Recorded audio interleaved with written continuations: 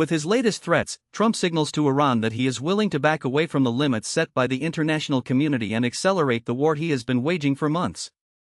In 2025, the president explicitly said he would target Pickaxe Mountain, a site in western Iran that many in Washington think is only a deep underground storage facility, not an active enrichment plant.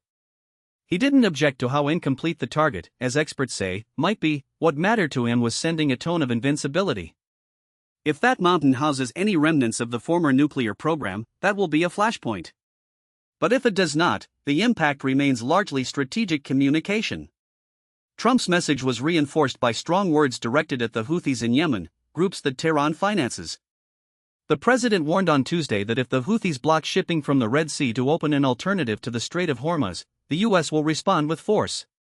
Defense Secretary Pete Hegseth pressed the point in a brief Senate testimony, telling lawmakers that the U.S. should hit the Houthis 10 times harder for any attempt to undermine commercial shipping.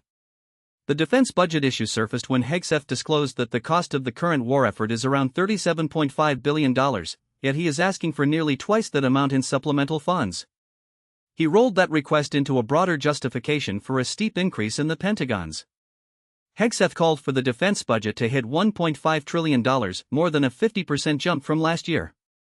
Hegseth didn't delineate a comprehensive budgetary plan, but he blamed the Biden administration for allowing the military to fall into a state of neglect and for stale thinking during the precedential 4 years of the previous command.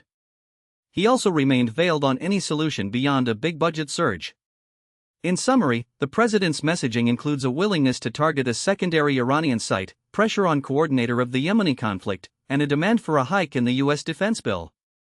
Notably, the war in the Middle East keeps stretching further. President Trump keeps saying that he is willing to invest in separate crises, all with intelligence that points to strategic assets that, in the eyes of the White House, are a national obligation.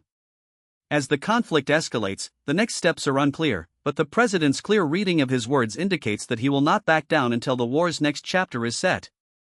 Thank you for listening. If you want to explore the data and details that surround this conflict, the full analysis is in the interview, and hard copy of the report and analysis will be posted on the podcast feed.